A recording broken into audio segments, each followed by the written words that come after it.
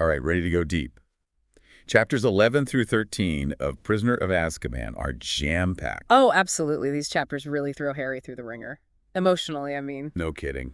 Betrayal, Yeah. a hippogriff on trial, a mysterious gift. It's like rallying through everything at him just to see how he'd handle it. And honestly, sometimes, I'm not sure how he handles it. But okay, let's start with that bombshell. Sirius Black. We knew he was an escaped convict. Dangerous. Yeah. But this whole time, he was also. James and Lily Potter's best friend. And the one who betrayed them to Voldemort. Just let that sink in for a second. Right. This guy, who Harry's only ever seen in a happy photo with his parents, was the reason they're gone. It's like this ultimate betrayal. And it makes you question everything you thought you knew about loyalty and friendship, you know? Totally. And the worst part, Harry finds out in the most awful way, overhearing snippets of adult conversations. Just enough to get the gist, but not the full story. Talk about adding insult to injury. He's left with these fragmented pieces of information, this intense desire for revenge. And he's 13, dealing with grief, and now this huge anger towards Black. Makes sense why he's obsessed with finding him, right? Definitely. But Ron and Hermione, they're trying to be the voice of reason. They're terrified for Harry, telling him Black is dangerous, urging him to be careful. Remember that story Ron tells about Peter Pettigrew? Black supposedly blew him up. All that was left was a finger. Ugh, yeah, that was grim. So they're right to be worried, right? But Harry's just so focused on revenge, makes you wonder, is it ever the right answer? Tough question. But speaking of tough situations, Hagrid's got his own problems. Oh man, poor Hagrid. He gets this letter from the Ministry, a hearing about Buckbeak. Lucius Malfoy's behind it, of course. Still fuming about his son and the whole hippogriff incident. Now he's got a committee for the disposal of dangerous creatures, convinced Buckbeak's a threat. And that committee, not exactly known for being merciful. Not at all. So Hagrid's freaking out. He's worried about Buckbeak, of course, but also... Going back to Azkaban, he's terrified of that. Yeah. And the whole thing brings up all these awful memories for him. It's interesting, right? Both Hagrid and Harry are facing accusations, this fear for their futures. It shows how easily someone can be wrongly accused, how powerful prejudice can be. Yeah, and Hagrid even talks about his time in Azkaban. The Dementors, how they just suck the hope out of you, chillin' stuff. You can see why he's so desperate to protect Buckbeak. He knows exactly what's at stake. But okay, enough doom and gloom for a sec, because then, bam, Harry gets this incredible gift, a firebolt broomstick. Top of the line. Talk about a mood swing, but here's the thing. The gift is anonymous. Makes you wonder, who sent it and why? Right. Is it really just a gift? Or something else going on? Ron, of course, is ecstatic. Oh yeah, he's already picturing Harry zooming past Malfoy on the Quidditch pitch. But Hermione... Always the voice of reason. Immediately suspicious. She thinks it could be a trap. From Sirius Black. Makes sense though, right? Black was a master of deception back in his Death Eater days. Could this be another trick? It's possible. And this whole thing, it brings up a question we all face. When do you trust your gut? When do you play it safe? Exactly.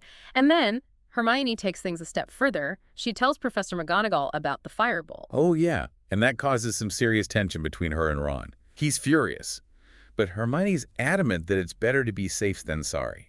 Classic clash of personalities. But also, it shows how important it is to trust your instincts, even if it means going against your friends. No kidding. And then, just when things couldn't get any weirder, that pocket sneakoscope Ron gave Harry starts going haywire, spinning and whistling like crazy. Another clue that something's not right.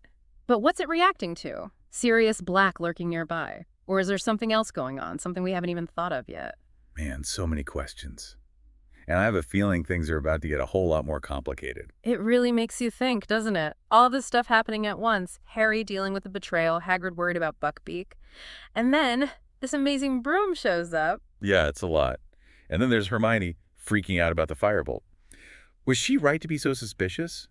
Or was she overreacting? What do you think? I mean, she's always been the cautious one, right? But in this case, I think her worries make sense.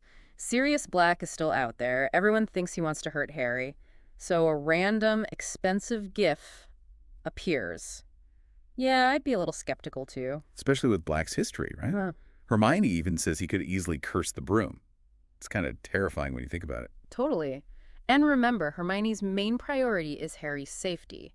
She'd rather be seen as a party pooper than risk him getting hurt. True. But poor Ron, he was so excited about that broom. It's like their reactions show their personalities, you know.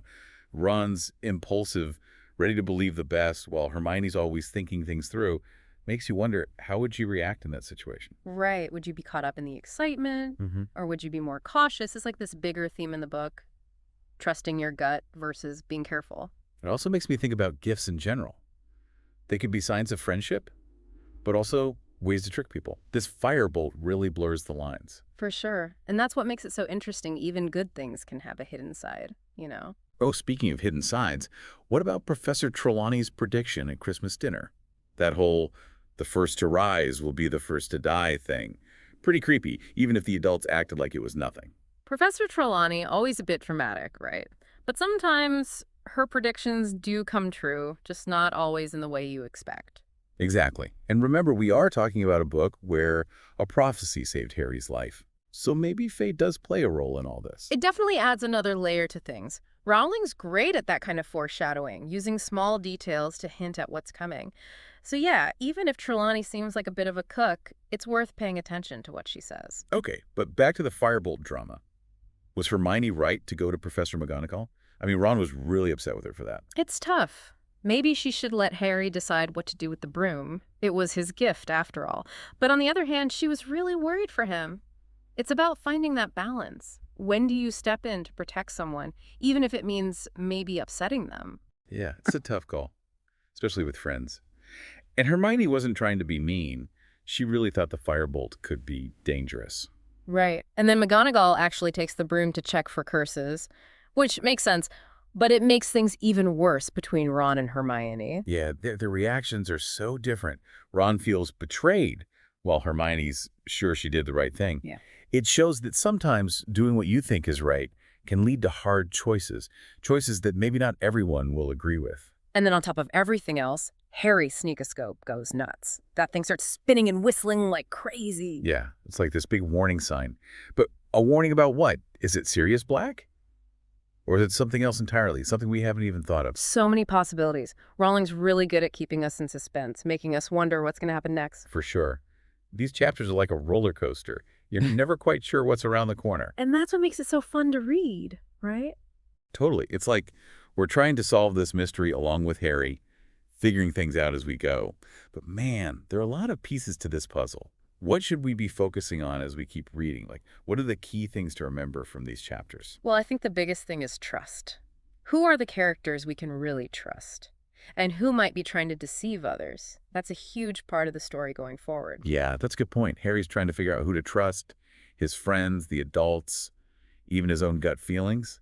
And then there's the whole firebolt question. Is it a true gift, or is someone using it to manipulate him? Exactly. And remember Hagrid, too. His situation shows how unfair and prejudiced the wizarding world can be. Think about it. How does what Hagrid's going through reflect the challenges faced by people who are different or misunderstood? That's a really good question. And then there's that sneakoscope. It's a warning, but what's a warning about? Sirius Black? Or maybe some other danger we haven't even considered yet? Ooh, good point. Those are definitely things to keep in mind. And remember, Rowling loves to foreshadow. So pay attention to details. Even little things might be clues to the bigger mysteries. It's like she's leaving a trail for us to follow. We get to be detectives, too, trying to piece everything together along with Harry. Exactly. And speaking of clues, there's this one moment in these chapters that might be more important than it seems. Oh, what are you thinking of? Remember when Harry, Ron, and Hermione visit Hogsmeade for the first time? They're in the Three Broomsticks, trying to stay warm, and they overhear this conversation between some of the teachers. I remember that scene. Professor McGonagall was there. Yeah. But what's the clue? Well, McGonagall mentions something about Sirius Black's past. Something that seems small, but it could change everything. But we'll have to save that for next time. Okay, so back to that Hogsmeade clue. What was it Professor McGonagall said about Sirius Black? Well, she mentioned that Black was a Gryffindor when he was at Hogwarts. Huh. I guess I never really thought about what house he would have been in. But does that really change anything? It could. Think about it. Gryffindors are known for their bravery, their loyalty. So how could someone who was supposed to embody those traits betray his friends like that? Yeah, that doesn't really fit, does it? It's like one of the good guys turned bad, makes the whole betrayal even more messed up. Exactly. And it makes you wonder, are the Hogwarts houses really accurate? I mean, do they always get it right?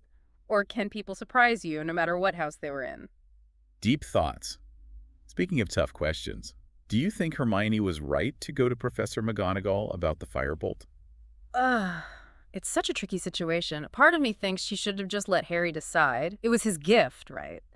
But she was so worried about him. It's that whole thing like, when do you step in to protect someone, even if it might hurt their feelings? Especially when it's your friend, right? Yeah. It's tough. But Hermione really did think the firebolt was dangerous. Oh, absolutely. But it definitely caused some friction between her and Ron. He was so angry. It just shows how different they are. Hermione's always thinking things through, and Ron's more impulsive. Yeah, poor Ron. He just wanted to see Harry on that new broom. I know. But I think Hermione just felt like she had to do something, even if it wasn't popular. Sometimes doing the right thing means making tough choices. True. And speaking of tricky things, that sneakoscope. Remember how it went crazy in Hogsmeade? That was freaky. Right. It's like this constant reminder that something's not right. And it went off in Hogsmeade. You'd think that would be a safe place. Yeah, it makes you wonder what it was reacting to. Was it Sirius Black or something else entirely? Ooh, good question. I guess we'll have to keep reading to find out. Man, these chapters were intense. Betrayal, fear, a mysterious gift, a creepy prediction. And that's not even mentioning the Dementor. Oh yeah, those things are terrifying. They really add to the whole feeling of dread in these chapters. And I think that's what Rowling does so well. She creates this atmosphere of suspense where you're never quite sure what's going to happen next. So, as we wrap up our deep dive, what's the biggest takeaway from these chapters? What should we be thinking about as we keep reading? Well, I think one of the key themes is appearances can be deceiving. We saw that with Sirius Black. He seemed like this great guy in the photo, but then... Yeah, the whole betrayal thing, and then the firebolt. It seems like this amazing gift, but it could be dangerous. It's like you can't always judge a book by its cover. Exactly. And I think that's something to keep in mind as we read the rest of the book. Who can we really trust? What other secrets are hiding? And how will Harry deal with all of this? Man, so many questions. I can't wait to find out what happens next. Me neither. I have a feeling things are about to get even more exciting. Well, that's all the time we have for today's deep dive. We hope you enjoyed exploring these chapters with us. And hopefully you learned a few things that will help you as you continue reading Prisoner of Azkaban. Remember, the journey is just as important as the destination. So take your time, pay attention to the details, and enjoy the ride. Happy reading!